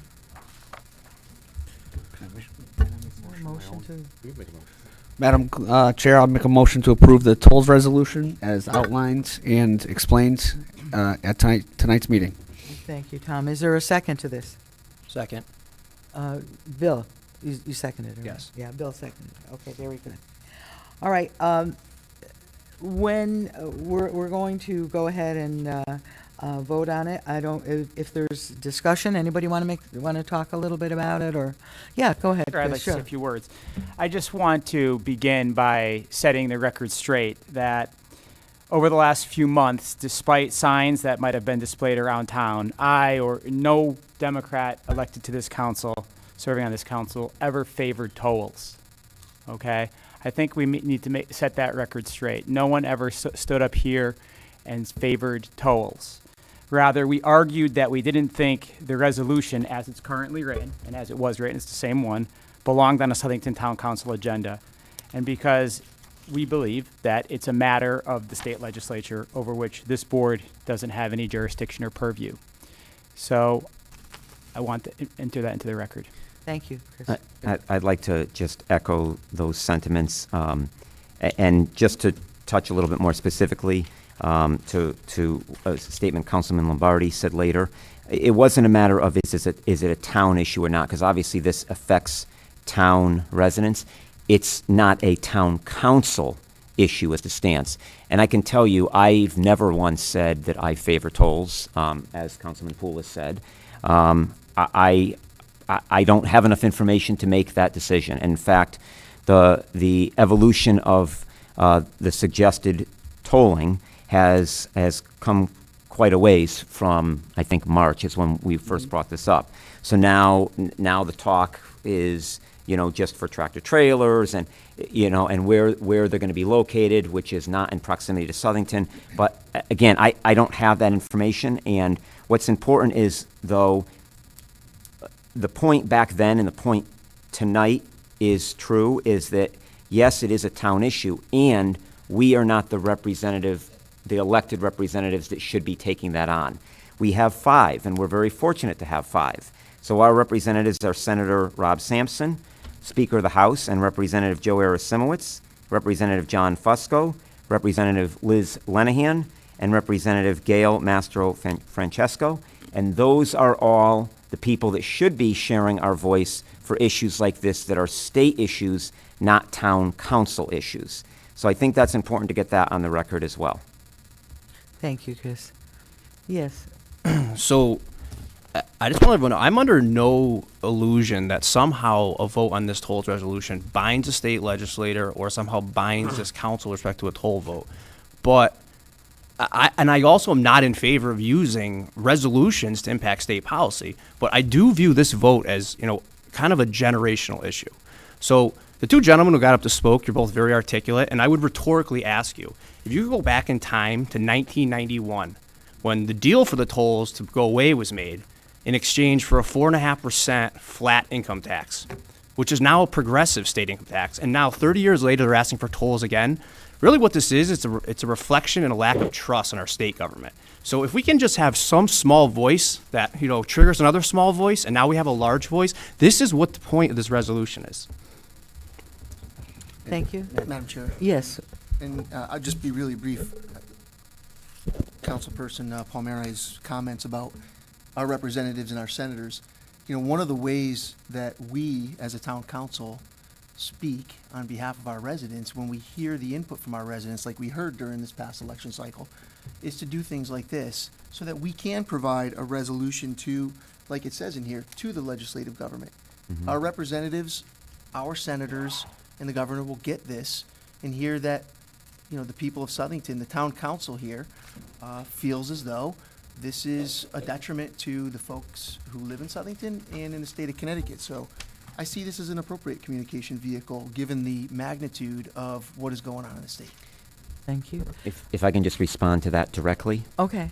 So 2 other issues that I heard that, again, are state issues that I'm not for or against, because, again, I don't have the information that the state legislature has, but 2 of the other issues I heard that are really state issues are the prepared food tax, and people are opposed to that. And that also is a state issue. We're not passing a resolution for that. And the bag tax, if you will, that grocery stores and shops charge now for the bags. So those are also issues that are really at the state level. And again, I would encourage everyone, that's why they're elected, is reach out to our elected representatives and voice your concerns directly to them, because for them to hear directly from their constituents is the way it's supposed to work. Thank you, Chris. Madam Chair. Yes. I just want to respond to my fellow colleagues on the council here. This is the vehicle to send a message to Hartford. These folks have been standing on the street corners with signs, and our governor may not see them. Okay, but now they're going to hear from Southington, and Southington is going to go on the record as saying that we do not support tolls. this is the best way to do it. And our state legislature will take that information and pass it on to the governor. Let them know that Southington is not going to stand by while tolls are put in without knowing that Southington is against tolls.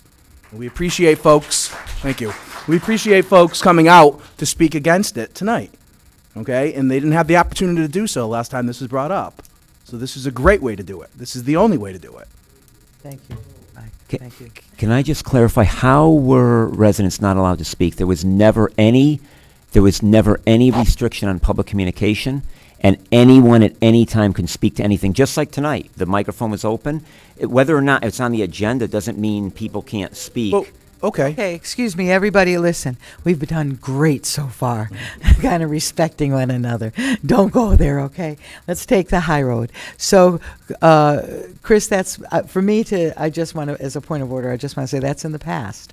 Well, I brought it up. I brought it up, He Madam just Chair, brought it so- up. Okay, but the motion was never allowed to go forward, to even have the communication on it.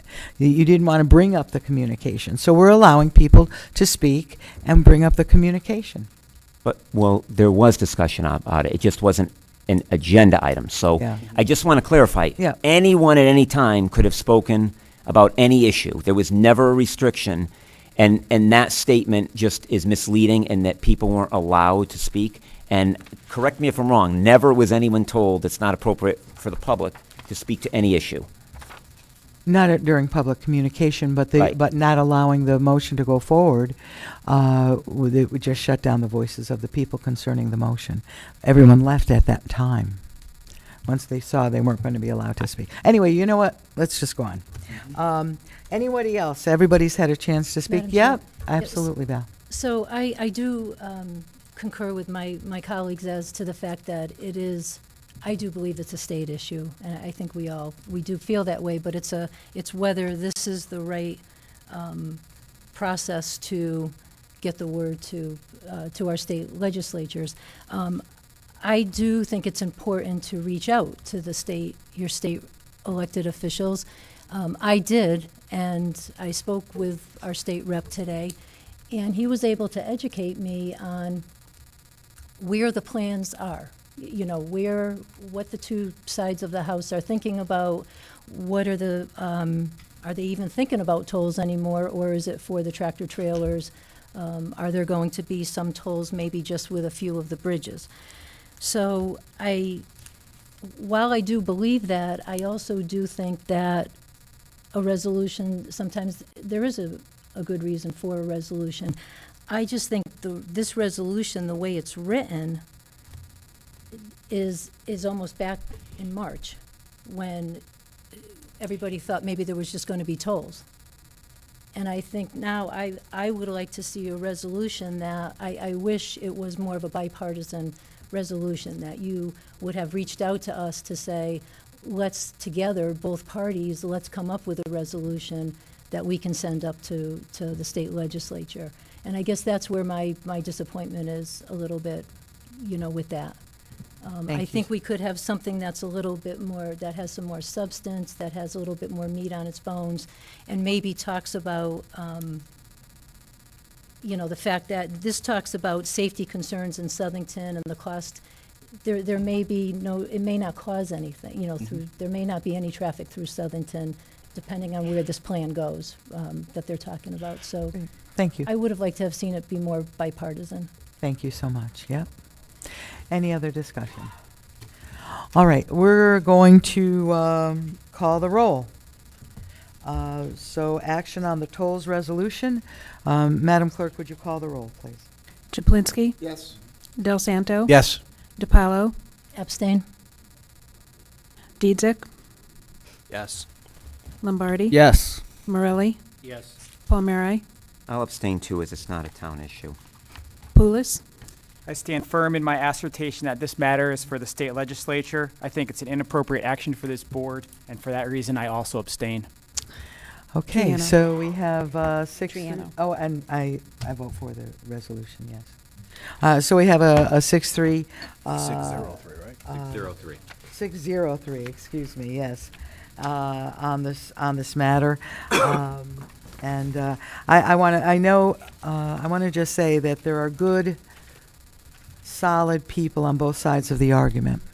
And we need to continue to listen to each other and change each other's minds and hearts. But thank you, everybody who spoke their mind and heart. I appreciate it. Thank you. Okay, moving on. Okay, so item 9 is new business, tax refunds. Ms. DiPaolo? Madam Chair, I will make a motion that we accept the tax refunds as proposed in our packet. All those in favor? Aye. Very good. And now for the appointments. Yeah, buckle up. So we're going to start the cable advisory now. Mark, I can just go through these? Yeah, would, individual votes on the 12 you see in front of them, if you wish to move forward on all of them, and then the subcommittees, Madam Chair, those are yours. You could just read those into the record. But, so we're going to need 12 motions, is Correct, that correct? yes. All right. So for Cable Advisory Committee, I would like to appoint Carmela Kimball. Actually, Madam Chair, if you would, ask for a motion for someone's name and then have it second, and then we could talk. Then you can Okay, very good. You can't name it. So may I have a motion for the Cable Advisory Committee? Madam Chair, I'll make that motion to appoint Carmela Kimmel to the position of the Cable Advisory Board. Is there a second? There is a second. All those in favor? Aye. Any opposed?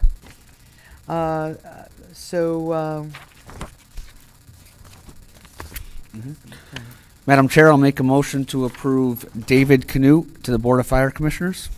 Do I have a second? Second. Any other discussion on it? All those in favor? Aye. Aye. Third?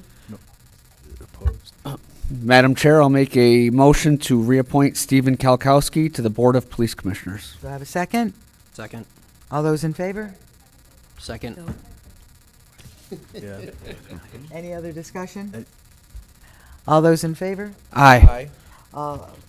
Library directors? That one, please. Library. Madam Chair, I'll make a motion to appoint Mary Baker, Terry Lombardi, Mark LaJoy, Walter Grover, Joanne Kelleher, and Joanna Fergalak to the library as library directors. Second? Any further discussion? Yes, Madam Chair, can I just make a statement on this, on the library director? Okay. There is one Democrat that had a seat that was expiring this term, and so she is not being renewed. And I don't want to. I'm not at all speaking to the appointees. They'll all do a fine job, and but I want to speak to the library board member that is not being renewed. She's been an excellent member of the board. She's been invested, she's been committed, she's a co-chair of the Library Advocacy Committee. And I just really believe that in this year where the library is just, it's so important with the referendum and what's going to be happening, to have 4 new members is, being a past member of the library board, there's a learning curve. And so to have 4 new members is quite a bit. Where this woman was willing to renew her term, and there were 3 appointments that could be made. She really would add a lot of consistency and be able to help out that library, and I really feel it would have been in the best interest of the library to keep her the best interest in our town. So I'm just a bit disappointed that that her term's not being renewed. In these situations, I certainly hope that the existing board would certainly tap her for all of her knowledge. I know that there's only just so many seats that we have, and I do appreciate she's a wonderful person. Madam Chair, Yeah. I could remove my motion if they want to swap in this person for one of the other designees that they've made. If that's something you want to entertain. Oh, well, I It's don't entirely think up that to that's the. I don't think you want. If I could comment as well. Are you No, I'm done. I guess I agree with Val. I'm a little disappointed with some things tonight, and I believe in leading by example, and I wouldn't be asking for something if I weren't willing to do it myself. And to take it one step further, I can tell you we have done this. So thinking of the library board when we were in control of the council, it is a 9-member board. There were 5 members Democratic, 4 members Republican. We could have taken 6 spots. And I will tell you, and Chris was here, he can tell you it's true. We fought just to be fair and truly work in a bipartisan manner, and we gave 4 seats to the Republicans rather than only the 3 that are allowed by the charter. So I understand there's minority representation, and yes, there are 3 members on there. Right. But especially with Val coming off, having served on the council and her term being up, there were spots for 3 new positions for Republicans to fill, and we were asking for our 3 people to stay there. That would have left the board still in Republican control.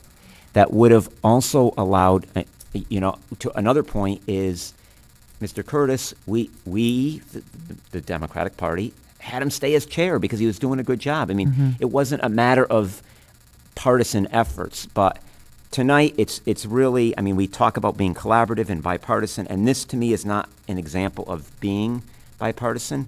We have 3 people here that we would have liked to reappointed. It was still given the majority, and I'm also under the understanding that members of the Republican Party that are serving with them also advocated to keep those 3 members on the library board, and we're told no. And it's just very disappointing and upsetting. And again, I wouldn't ask for something that I wouldn't do myself and haven't demonstrated doing myself. So I would ask again that we reconsider and give us 3 seats. It would still give the majority to the Republican Party. I don't know if it could be tabled, if it's a possibility. You know what, Chris, and the thing is this, I can sympathize with that. However, in order for us to make a spot for this person, we would have to tell one of our people that they cannot serve. And that's not fair. How can I say to someone on our side, oh, you have to give up your seat after they've planned for it, they've prepared for it, they've been approved for it? Now, if you are strongly in favor of this other person going on, you have 3 seats. But I don't have the ability by charter to give you another seat. I reached out to you immediately as soon as I knew this was coming up before those conversations were had. And again, it's my understanding that members of the board also reached out with the same request. Okay. Thank you. So, Madam Chair. Yes. So, is there? Mr. Del Santo made an offer to right. request to change out the names. I would but say Madam Chair is going forward with her decision on the appointments. So I guess the question is are we tabling to swap out a name, or are we moving forward with tonight's? No, I don't think that's their intention No. to Okay. swap So then out let's a name. move forward. So we have a motion on the floor. We have a second on the floor.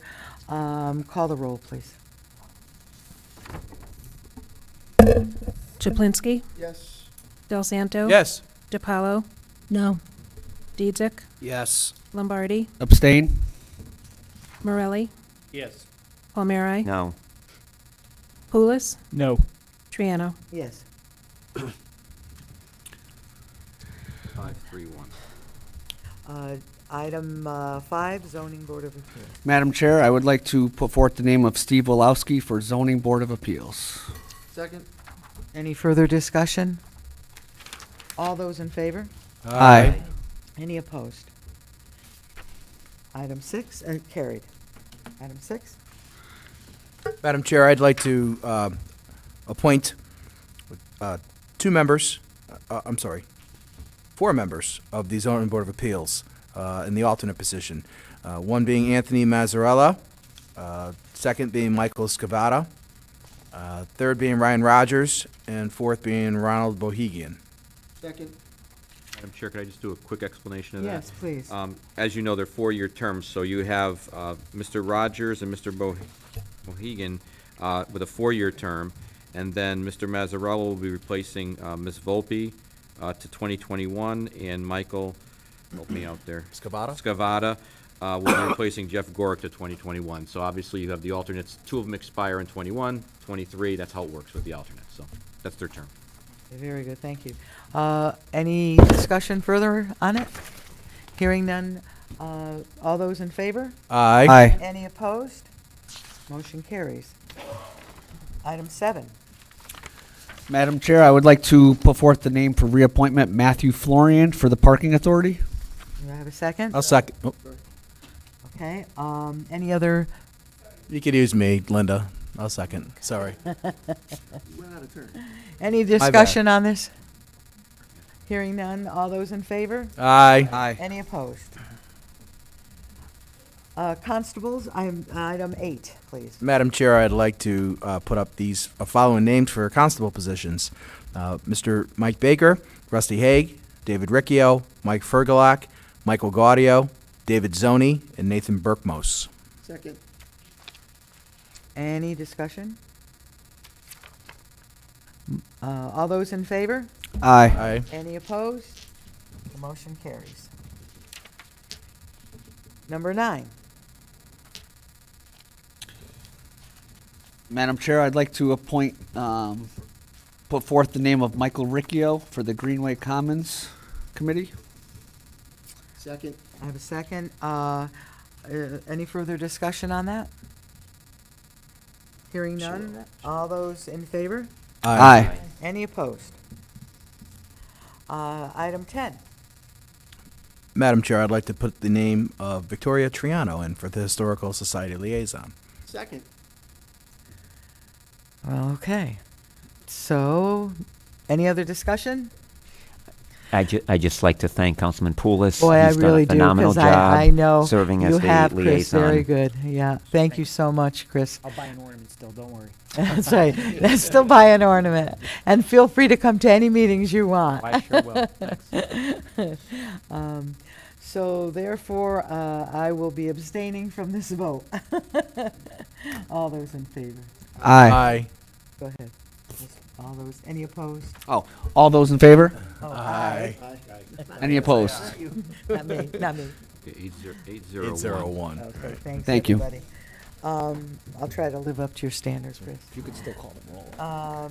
Number 11. Madam Chair, I'd like to put forth the name of, who's this? No, this is the person who's resigned. Yeah. You don't have. We don't one. have one, Oh, we right? don't Then have you would to. need a, you would need a table then. Okay. Motion to table on the Persons with Disabilities Commission? All those in favor? Aye. Any opposed? And,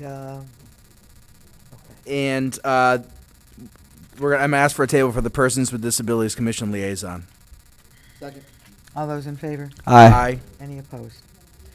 Thank you. Okay, now, we're going to the appointed town council subcommittees.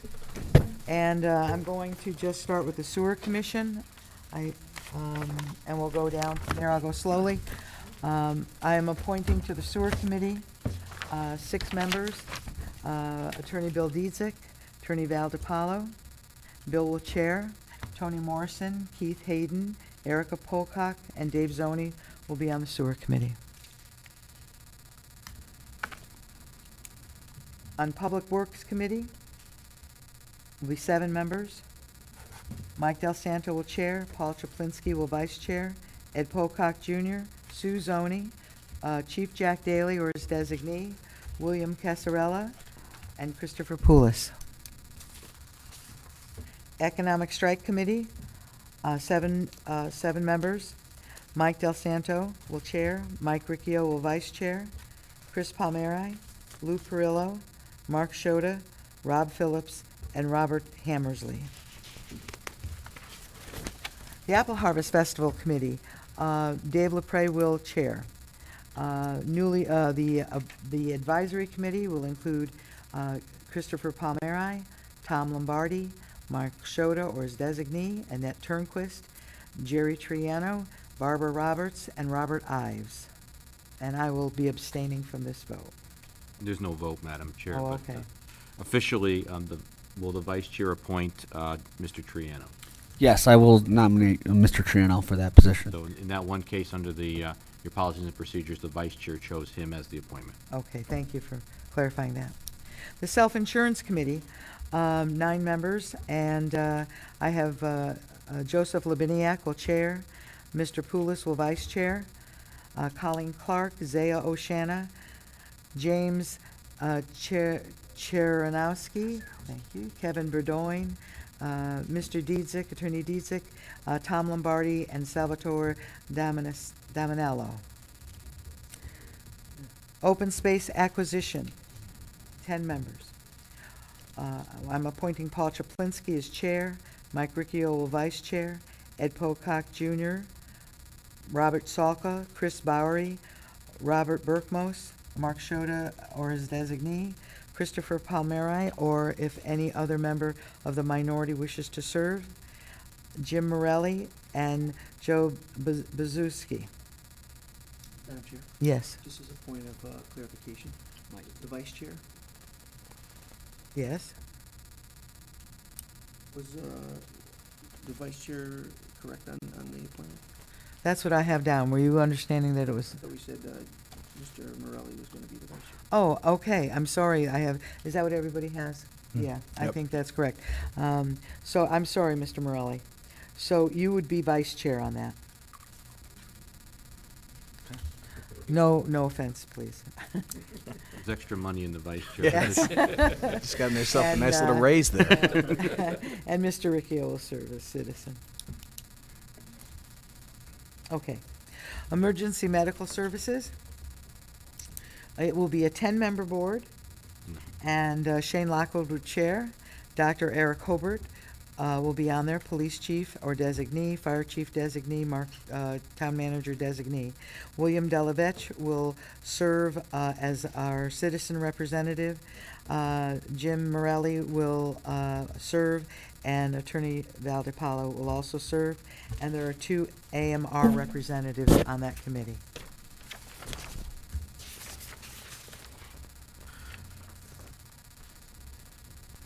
Okay, so the Committee of the Chairs